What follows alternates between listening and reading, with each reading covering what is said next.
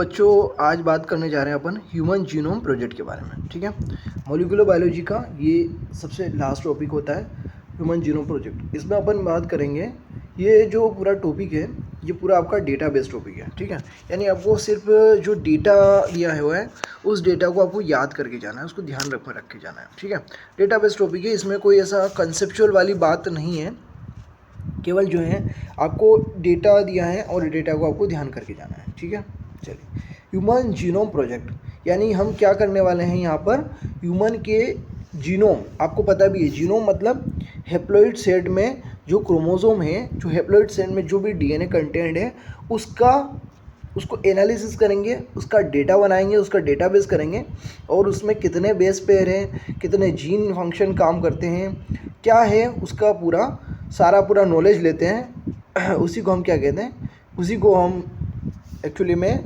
Human genome project को study करना बोलते हैं। ठीक है, तो ये एक 13 ईयर का प्रोजेक्ट है जो कि 1990 में स्टार्ट किया गया था। कब स्टार्ट हुआ बेटा? 1990 में। ओके, 13 साल का प्रोजेक्ट है और ये ऑलमोस्ट जाकर के कंप्लीट हुआ आपका कब? 2003 में। 2003 में जाकर के ये ऑलमोस्ट आपका कंप्लीट हो गया था प्रोजेक्ट। ठीक है, लेकिन जो आपका फर्स्ट क्रोमोसोम है, जब हम कैरियोटाइपिंग करते हैं तो जो आपका फर्स्ट क्रोमोसोम है, क्रोमोसोम नंबर 1 है ना, सबसे बड़ा क्रोमोसोम है। क्रोमोसोम नंबर 1 जो है वो सबसे बड़ा क्रोमोसोम है इन 24 क्रोमोसोम में। ठीक है, 22 autosomes plus X and Y are the sex chromosome. तो 24 क्रोमोसोम मतलब कि जो फर्स्ट क्रोमोसोम है उसको स्टडी किया गया, उसको ऑलमोस्ट उसका काम जो है वो कंप्लीट किया गया, वो हुआ 2006 में। ठीक है, और ये एक बड़ा प्रोजेक्ट है, it was a mega project. क्या है बेटा? ये एक मेगा प्रोजेक्ट है। हाँ, तो ये एक मेगा प्रोजेक्ट है, ये एक बड़ा प्रोजेक्ट है, यानी कि ये किसी एक छोटे तरीके से कंप्लीट होने वाला प्रोजेक्ट नहीं है ना, इट्स अ मेगा प्रोजेक्ट। तो अगर ये मेगा प्रोजेक्ट है तो इसको करने के लिए मतलब क्या होगा, एक या दो लोगों की हेल्प से ये कंप्लीट होगा भी नहीं। ठीक है, तो इसके लिए बड़े बड़े लोग मतलब जो हैं बड़े बड़े डिपार्टमेंट को, रिसर्च इंस्टीट्यूट को लगना पड़ा और उसके बारे में हम बात करते हैं। जैसे हमको पता है ह्यूमन जीनोम जो है, हमारा जीनोम है, जैसा पहले एस्टिमेटेड किया गया था कि ह्यूमन जीनोम जो है उसके अंदर बेसेस होते हैं 3 × 10⁹ है ना। जो यहाँ पर डेटा दिया हुआ है ये 10⁹ है। पर बेस पेयर का कॉस्ट जो आता है वो आता है $3 पर बेस पेयर है, यानी कि $3 ऑलमोस्ट जो है $3 का खर्चा करना पड़ेगा, तब जाकर के आप एक बेस पेयर को जान पाओगे। ठीक है, मतलब हमको पता चल पाएगा कि यहाँ पर सीक्वेंस एडेनिन की है, थाइमिन की है, ग्वानिन की है, साइटोसिन की है, किस टाइप की जो सीक्वेंस है वो हमको पता कैसे चलेगी, ऑन द बेसिस ऑफ जब आप $3 का खर्चा करेंगे, मतलब $3 का जो है आप इन्वेस्ट करेंगे, यूज़ करेंगे, कॉस्ट के बेसिस पे आपको पता चल जाएगा। तो उस बेसिस पे अगर हम बात करें तो टोटल ओवरऑल कितना खर्चा आने वाला है? $9 बिलियन का, है ना। तो बहुत ही ज़्यादा बड़ा खर्चा है, $9 बिलियन, $9 बिलियन का खर्चा होने वाला है। तो $9 बिलियन मतलब इंडियन करेंसी में तो बहुत हो गया, है ना, या यूएस करेंसी में भी बहुत ही हो गया। ठीक है, तो ये प्रोजेक्ट जो है किसी एक व्यक्ति के द्वारा कंप्लीट करने जैसा प्रोजेक्ट नहीं है। तो this project is coordinated by the US department of energy and national institute of health. United states ने इसको स्टार्ट किया था। कहाँ? US department of energy and national institute of health ने इसको स्टार्ट किया था। ये चीज़ भी आप ध्यान रखेंगे, US department of energy and national institute of health ने इसको स्टार्ट किया था। फिर क्या हुआ, इनको पता चला यार ये अपने से काम होगा नहीं, क्योंकि ये इसमें बहुत ज़्यादा ही पैसा लगने वाला है। बाद में क्या हुआ, इसको during the early year of HGP the Wellcome Trust, कहाँ का? यूके का Wellcome Trust become a major partner and additional contribution came from the Japan, France, Germany, China and other country. बाद में वेलकम ट्रस्ट भी इसका major partner बना और बाद में जापान, फ्रांस, जर्मनी और चाइना, अलग अलग डिफरेंट कंट्रीज़ के लोगों ने भी मिलकर के इसमें काम। डेटा को हम स्टोर करना चाहें बुक्स के फॉर्म में, है ना, बुक्स में हम स्टोर करना चाहें, अगर हम बुक्स के फॉर्म में स्टोर करना चाहते हैं तो हमें क्या करना पड़ेगा, आप 1000 पन्नों की, 1000 पेजेस की, जिसमें हर पेज पर 1000 लेटर लिखे जा सकें, ऐसी बुक लेकर के आएंगे। तो आपको पता चलेगा कि ऐसी कम से कम कितनी बुक्स भर जाएगी, 3300 such books are to be required, है ना। इतनी बुक आपको चाहिए, बात समझ आ रही है। यानी हर पेज पर 1000 लेटर जो है वो लिखे जा सके और टोटल ऐसी 1000 उसके अंदर पेजेस हो, तो ऐसी टोटल 3300 बुक्स जो है वो आपको रिक्वायर्ड होगी। यानी कि ह्यूज डेटाबेस होगा और फिर उस ह्यूज डेटाबेस में से आपको अगर कोई सीक्वेंस आपसे पूछी जाए तो आप निकाल के बता पाएंगे, ये बड़ा मुश्किल हो जाएगा, बहुत ही ज़्यादा मुश्किल हो जाएगा। तो इसीलिए इस डेटा को स्टोर करने के लिए एक नई ब्रांच जो है वो स्टार्ट की गई और वो नई ब्रांच थी बायो इन्फॉर्मेटिक्स। मतलब बायोलॉजी की चीज़ों को इंफॉर्मेशन बेस में स्टोर करके रखना, डेटा को स्टोर करके रखना इन computer. So HGP was closely associated with the rapid development of a new area in biology called bioinformatics। तो बायोइन्फॉर्मेटिक्स है क्या बच्चों, कि जिसमें हम इंफॉर्मेशन को डेटाबेस बना करके कंप्यूटर में स्टोर करके रखते हैं, उसी को हम क्या कहते हैं, बायोइन्फॉर्मेटिक्स कहते हैं। तो बायोइन्फॉर्मेटिक्स की हेल्प से हमको क्या, हमने डेटा को सारा डेटा जो भी है उसको स्टोर करके रखना स्टार्ट किया। That's it, right. अब बात करते हैं, कोई भी जब बड़ा प्रोजेक्ट स्टार्ट किया जाता है तो उसके कुछ गोल्स होते हैं, है ना। तो यहाँ पर क्या गोल्स हैं, goals of human genome project, HGP के कुछ गोल्स हैं। तो हम उन गोल की बात करते हैं, ठीक है। सबसे पहले अगर गोल की बात करें तो देखिए, आओ बात करते हैं। सबसे पहले हमें सारे साइंटिस्ट लोगों से पूछा गया कि बताइए आप हमारे जीनोम में कितने जीन्स होंगे, तो सब लोग अलग अलग जवाब देते थे, मतलब ऐसा कोई फिक्स जवाब होता नहीं था। तो यहाँ पर अप्रोक्सीमेटली वैल्यू दी हुई, कितनी, 20,000 टू 25,000 जीन जो है वो ह्यूमन DNA कंटेंट में हमारे जीनोम में हो सकते हैं, ऐसा कुछ बताया जाता था। क्लियर बेटा, है ना। तो 20,000 टू 25,000 जो है आपके जीन जो है वो प्रेजेंट हो सकते हैं, ऐसा बताया गया। चलिए, तो हमको इन सबको जीन को जानना था, ह्यूमन जीनोम प्रोजेक्ट की हेल्प से ही जानना था। आगे बढ़ते हैं। Determine the sequence of 3 billion chemical base pair that make up human DNA। कितने बेस पेयर बेटा, 3 बिलियन केमिकल बेस पेयर, है ना। अब ये भी पता था कि अप्रोक्सीमेटली कितने बेस पेयर होंगे, 3 बिलियन केमिकल बेस पेयर के आसपास जो हैं कुछ होंगे। अब हम जानना चाहते थे 3 बिलियन केमिकल बेस पेयर को, ठीक है क्या, क्लियर। चलिए, फिर और क्या जानना चाहते थे, और क्या करना चाहते थे, जो भी इंफॉर्मेशन हमें मिलेगी सारी इंफॉर्मेशन को हमको स्टोर करके रखना था, सारी इंफॉर्मेशन को हमको क्या करना था, स्टोर करके रखना था। कहाँ, डेटाबेस में, है ना। यानी वो उस सारी इन्फॉर्मेशन को हमको बायोइन्फॉर्मेटिक्स के हेल्प से कंप्यूटर में स्टोर करके रखना था। फिर क्या करना था, उसके लिए टूल्स बनाने थे, यानी डिफरेंट टाइप के, जैसे हमारे मोबाइल हैं, ऐप होते हैं, और कंप्यूटर में हम बात करें तो कंप्यूटर में भी क्या होते हैं, एप्लीकेशंस होते हैं, डेटाबेस होते हैं, सारी चीज़ें होती है, प्रोग्राम होते हैं, प्रोग्राम को हम रन कराते हैं। वैसे ही हमें कुछ ऐसे प्रोग्राम बनाने थे कि जो हमारा रैपिड काम कर सके। अगर हम जो बोलें कि ये जीन जो इस जीन का हमें सीक्वेंस चाहिए तो फटाफट से उस जीन का सीक्वेंस आ जाए, उसको हमको सेव करना था ताकि हमारा काम बचे, एनालिसिस कर सकें हम, ठीक है, कि ये किस प्रोटीन को कोड करता होगा, सारी हम अगर उसको हम टेक कर दें, उसको सीक्वेंसाइज कर दें, ठीक है, कि ये जो है इतने टाइप के अमीनो एसिड के, ये 20 टाइप के अमीनो एसिड और इन टाइप के अनके RNA होते हैं, उनका सीक्वेंस एंटीकोड में डाल दे, तो वो फटाफट से हमें प्रोटीन का सीक्वेंस बना करके बता दे। कितना आसान हो जाएगा, चीज़ें कितनी आसान होगी, बहुत ज़्यादा चीज़ें आसान हो जाएगी, है ना। तो हमको इम्प्रूव करना था, tools for the data analysis, बड़ी इंपॉर्टेंट चीज़ है बेटा। फिर क्या करना था, इन सारी टेक्निक्स को खुद से नहीं रखना था, अरे खुद के पास रख करके क्या करेंगे, तो इन सारी टेक्निक्स को हमको इंडस्ट्री को प्रोवाइड करना था।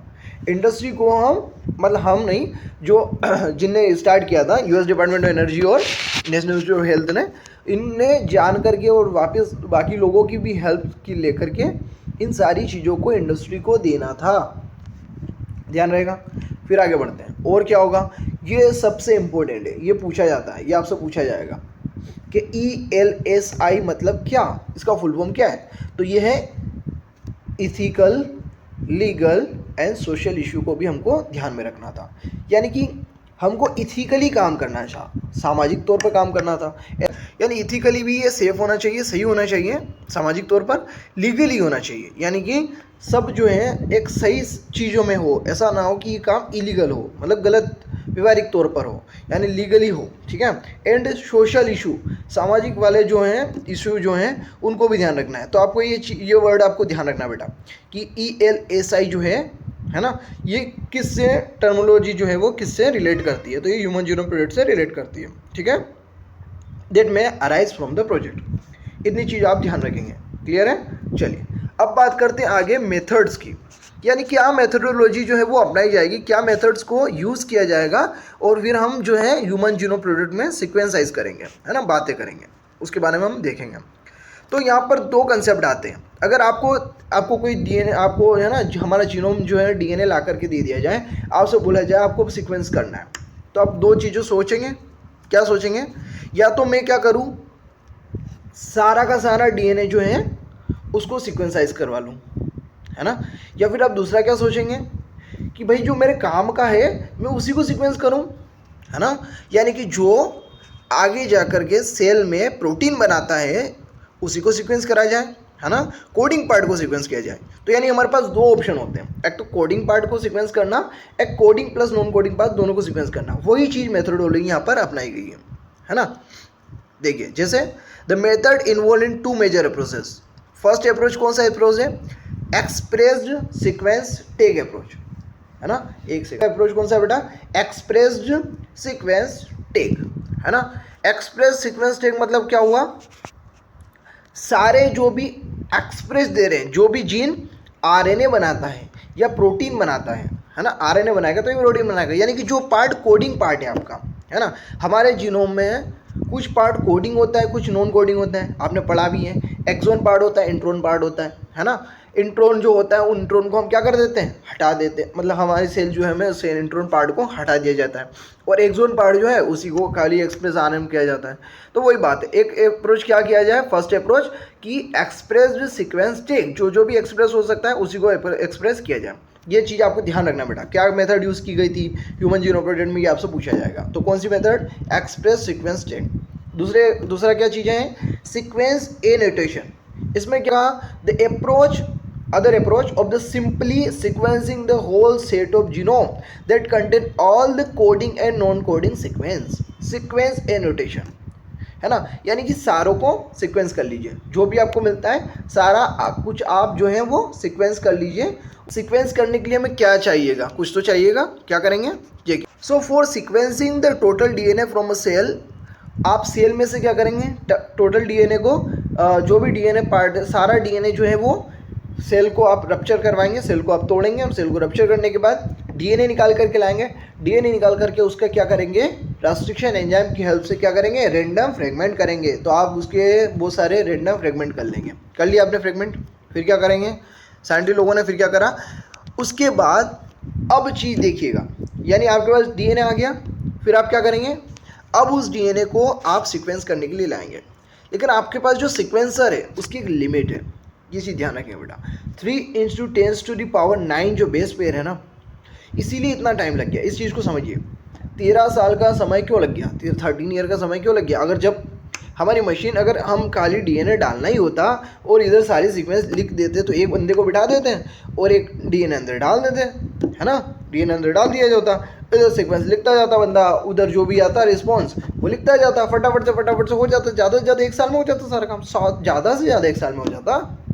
इतना टाइम लग गया, बहुत टाइम लग गया है। तो 13 साल, 13 ईयर बहुत ज़्यादा टाइम नहीं है, बहुत ज़्यादा टाइम। तो ऐसा इसलिए बेटा कि बात को समझो, काम कुछ ऐसा हुआ है कि जो हमारे सीक्वेंसर है उसकी एक लिमिट होती है, हर एक सीक्वेंसिंग मशीन की एक लिमिट होती है।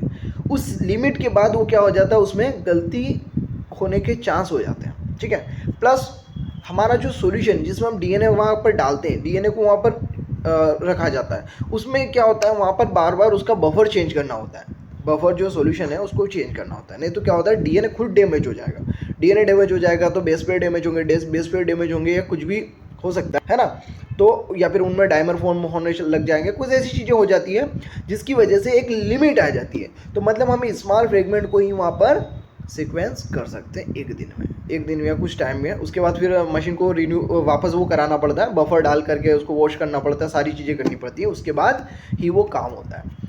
तो जो बाकी बचे हुए हैं उनको क्या किया जाए, उनको किया जाता है क्लोन, उनको डाला जाता है सूटेबल वेक्टर के साथ अंदर डाल करके उसको सेव कर दिया जाता है। लाइब्रेरी में डाल दिया जाता है, फिर बाद में भी उनको कट करके वापस यूज़ कर लिया जाएगा, या फिर उनकी लाइब्रेरी बना करके जब हम इंडस्ट्री को भी देते हैं तभी ऐसे करके ही दिया जाता है। ठीक है, बात सुन आ रही क्या? चलिए, उसके लिए दो इम्पोर्टेंट वेक्टर यूज़ किए गए थे, जिसका नाम है bacterial artificial chromosome and yeast artificial chromosome. ये दो वेक्टर हैं। आपने बायोटेक्नोलॉजी में इन वेक्टर के बारे में सुना भी होगा। ये एक बैक्टीरिया का क्रोमोसोम है, ठीक है। तो इसकी भी अपनी एक लिमिट है, इतने फ्रेगमेंट की साइज के केबी के साइज के ही फ्रेगमेंट को अपने अंदर स्टोर कर सकता है, अंदर लाइगेट करवा सकता है। तो हम क्या करेंगे, बेक और येक इन दो वेक्टर को यूज़ करेंगे। आपको अच्छे से बिल्कुल दिमाग में याद रखना है ना। तो एक बैक्टीरिया का क्रोमोसोम यूज़ किया गया, दूसरा ईस्ट का क्रोमोसोम यूज़ किया गया, बेक एंड येक। क्लियर? चलो, ये दो वेक्टर यूज़ कर रहे हैं। फिर हमने डीएनए यूज़ किया, फिर क्या करेंगे, एक सीक्वेंसर यूज़ करेंगे। अरे सीक्वेंस करना है तो सीक्वेंसर यूज़ करना पड़ेगा ना। चलिए, फिर क्या करेंगे, और क्या चीज़ होगी, the cloning resulted into the amplification of each piece of DNA fragment so that the subsequently could be sequence with ease. तो ये क्लोनिंग की गई ताकि ये सारी चीज़ों को ईजिली परफॉर्म किया जा सके, और आगे हम जा करके हमें इसको क्या करना होगा, इसको स्टोर कर सकेंगे। ठीक है, इसको हमको स्टोर करना है तो स्टोर भी हम कर सकेंगे आगे। ये देखिए बेटा, ये आपकी मशीन है, ठीक है। तो ये जो सीक्वेंसिंग के लिए जो सीक्वेंसर मशीन होती है, ये मशीन है, ठीक है। ये इंस्ट्रूमेंट है, आप इंस्ट्रूमेंट को देख लीजिए। इसमें क्या हो रहा है, यहाँ पर जो कंसेप्ट यूज़ होता है, आपको कंसेप्ट नहीं समझना है ना। या जो एक मैं चीज़ आपको समझाता हूँ, यहाँ पर आपने नॉर्मल डीएनटीपीस देखे हैं, डीऑक्सी एनटीपीस देखे हैं, है ना। बात समझ आ रही क्या? न्यूक्लियोटाइड का सीक्वेंस देखा, एनटीपीस, है ना, एटीपी, जीटीपी, सीटीपी। यहाँ पर क्या होता है, चेन टर्मिनेट करने के लिए डाई डीऑक्सी एनटीपीस का यूज़ किया जाता है। ये देखिए, फ्लोरोसेंस डाई डीऑक्सी टर्मिनेट्स, ऐसे। तो अगर आपसे पूछा जाता है, अगर अंदर से पूछा जाता है, वैसे आपसे पूछा नहीं जाएगा क्योंकि ये चीज़ एनसीईआरटी में नहीं है, बट आप अगर पूछा जाता है तो यहाँ पर क्या होता है, डाई डीऑक्सी ऐसा क्यों यूज़ किया गया, मैं आपको समझाता हूँ। देखिए, डीएनए का कोई सीक्वेंस होगा, उस पर डाई डीऑक्सी हमने लगा दिए, मतलब इसलिए मल्टीपल फ्रेगमेंट यहाँ पर लगाए जाएंगे। एक ही के मल्टीपल फ्रेगमेंट्स यहाँ पर लगाए जाते हैं सीक्वेंसर के अंदर, ठीक है। अब क्या होता है, उसका कॉम्प्लीमेंट्री बेस पेयर जा करके वहाँ पर डाई डीऑक्सी अटैच हो जाएगा। अब डाई डीऑक्सी अटैच हो जाएगा तो बताइए मुझे, चेन टर्मिनेट होगी या चेन आगे बढ़ेगी? हाँ, चेन टर्मिनेट हो जाएगी। क्यों चेन टर्मिनेट हो जाएगी बेटा?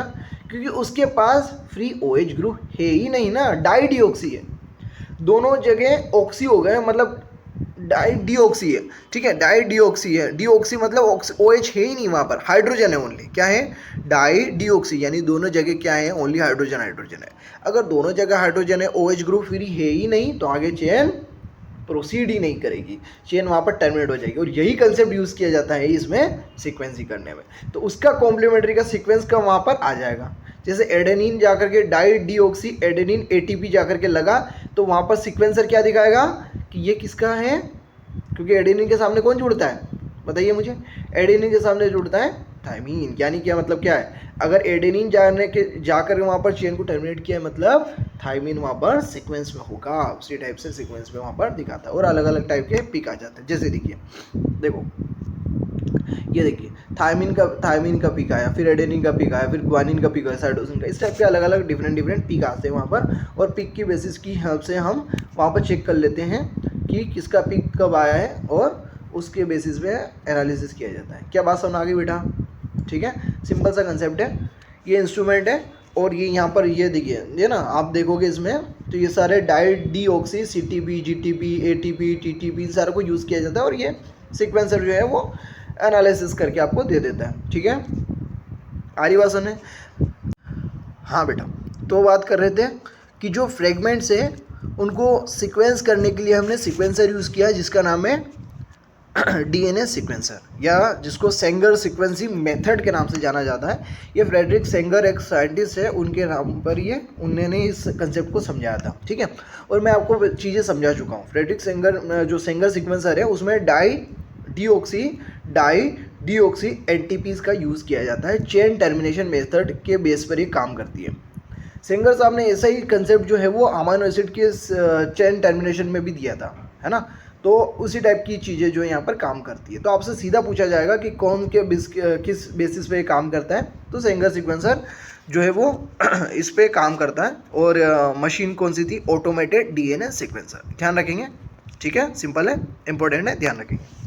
आइए बात करते हैं और आगे क्या करेंगे। This sequence were then arranged based on some overlapping region present in them. This required generation overlapping fragment for the sequencing specialised computer based program were developed, है ना। This sequence was subsequently generated and were assigned to the each chromosome. अब क्या होता है बेटा, एक चीज़ और समझने की वाली बात है कि यहाँ पर क्या किया जाता है, अलग अलग रेस्ट्रिक्शन एंजाइम की हेल्प से फ्रेगमेंट किए जाते हैं। और जब रेस्ट्रिक्शन एंजाइम फ्रेगमेंट कर देता है, ठीक है, तो उसको क्या किया जाता है, सीक्वेंसर से सीक्वेंस कर लिया जाता है। अब यहाँ पर क्या किया जाता है, जो भी ओवरलैपिंग पार्ट है, यानी कुछ पार्ट पहले ओवरलैप आया होगा सीक्वेंसिंग में, दूसरे वाले का सीक्वेंसर उसका पार्ट और इसका पार्ट मैच करता होगा, ओवरलैप करता होगा, मतलब वो सीक्वेंस, पुराना सीक्वेंस, नए फ्रेगमेंट का जो बना वो सीक्वेंस, ओवरलैपिंग पार्ट तो होगा ना। अगर पहले में लास्ट एंड में ATGGGC ऐसा कोई सीक्वेंस है, तो दूसरे फ्रेगमेंट का किसी एक फ्रेगमेंट में, रेंडम फ्रेगमेंट में हमें ATGGC स्टार्टिंग में मिलेगा। क्या बात समझ आ रही है? उसी को हम कहेंगे ओवरलैपिंग सीक्वेंस। और ये ह्यूमन नहीं कर सकता, ह्यूमन तो इसमें कितना एरर कर देगा, क्योंकि हमारे पास एक या दो नहीं हज़ारों में फ्रेगमेंट है, तो हमें कैसे पता चलेगा। तो इसको यही यूज़ किया गया बायो इन्फॉर्मेटिक्स का। उसमें क्या करा जाएगा, वही सीक्वेंस, पहला फ्रेगमेंट मिल जाएगा तो वो अपने आप ही अरेंज करके दे देगा कि फर्स्ट फ्रेगमेंट ये है, सेकंड फ्रेगमेंट ये है, थर्ड फ्रेगमेंट ये है, ये फ्रेगमेंट है, क्योंकि इसका एंड वाला दूसरे के स्टार्टिंग से ओवरलैप करता हुआ मिल जाएगा, फिर दूसरे का एंड वाला तीसरे के स्टार्टिंग से ओवरलैप करता हुआ मिल जाएगा। ओवरलैप मतलब मैच करता हुआ मिल जाएगा, मैच करता हुआ मिलेगा, तो हमें पता चल जाएगा कि हाँ ये फर्स्ट फ्रेगमेंट है, ये सेकंड फ्रेगमेंट है, ये थर्ड फ्रेगमेंट है, क्योंकि हमने तो पूरे डीएनए के फ्रेगमेंट टुकड़े टुकड़े कर दिए। अब कैसे पता चलेगा कि ये आगे सीक्वेंस थी, ये बाद में थी, ये पीछे थी, नहीं तो पूरा फिर पता कैसे चलेगा, हम जीनोम का मैप कैसे बनाएंगे, क्योंकि हमें आगे जा करके मैप भी बनाना है, तो फिर हम मैप कैसे बनाएंगे, फिर तो हमारी मैप बनने में तो दिक्कत आ जाएगी, है ना। तो उसके लिए अगर आपको मैप बनाना है तो मैप बनाने के लिए आपको ये करना पड़ेगा, ठीक है। So another challenging task was assign the genetic and physical map on the genome. ये ही एनसीईआरटी की लाइन है, मैं एनसीईआरटी की लाइन लेकर के आया हूँ कि जीनोम का फिजिकल और मैप बनाना है। तो वो कब पॉसिबल होगा, जब ओवरलैपिंग सीक्वेंस को कंप्यूटर के डेटाबेस की हेल्प से आप सीक्वेंसाइज कर पाओगे। क्या समझ आ रही बात? तो ये सिंपल से टेक्निक है, इतना किया गया और कुछ नहीं है इसमें, ठीक है। अब चाहिए और देखिए, this was generated using information on polymorphism of restriction endonuclease recognition site. Restriction endonuclease जो होते हैं, आरई होते हैं, वो पॉलीमॉर्फिज्म में मतलब हेल्प कर, पॉलीमॉर्फिज्म शो करते हैं। पॉली मतलब बहुत सारे, मॉर्फिज्म मतलब मॉर्फोलॉजिकल, क्योंकि अगर हम अलग अलग टाइप के रेस्ट्रिक्शन एंडोन्यूक्लियस को यूज़ करेंगे तो अलग अलग जगह जाकर के फ्रेगमेंट कर देंगे, अलग अलग जाकर के अगर फ्रेगमेंट कर देंगे तो फिर हमको ओवरलैप करवाना पड़ेगा। And some repetitive DNA sequence known as microsatellite, जहाँ पर रिपीटेटिव डीएनए मैंने आपको पढ़ाया था, ठीक है। माइक्रो सैटेलाइट और मिनी सैटेलाइट दोनों मैंने आपको पढ़ाए थे, ठीक है। हाँ, सो ये एक एप्लीकेशन है किसका, पॉलीमॉर्फिज्म रिपीटेटिव डीएनए सीक्वेंस का भी, है ना। तो इसकी हेल्प से हम ये सारा कर करके हम क्या करते हैं, ये सारा यूज़ करके हम क्या करते हैं, और मैं आपको समझाया था कि माइक्रो सैटेलाइट के दोनों एंड पर क्या होते हैं बताइए, पैलिंड्रोमिक सीक्वेंस होते हैं, उस रेस्ट्रिक्शन एंजाइम के सीक्वेंस होते हैं, वहाँ जाकर के वो कट कर सकता है, तो वहाँ जाकर के कट कर देगा। उसके बाद जब हम मैच कर लेंगे, मैच हो जाएगा, तो पॉलीमॉर्फिज्म वाले ये जो कंसेप्ट की बात कर रखे हैं वो वहाँ पर मैच करके इसको सीक्वेंस करना आसान हो जाएगा। क्लियर है? चलिए, बस अब लास्ट में हम हो गया कि हमें अल्टीमेट रिजल्ट क्या मिला।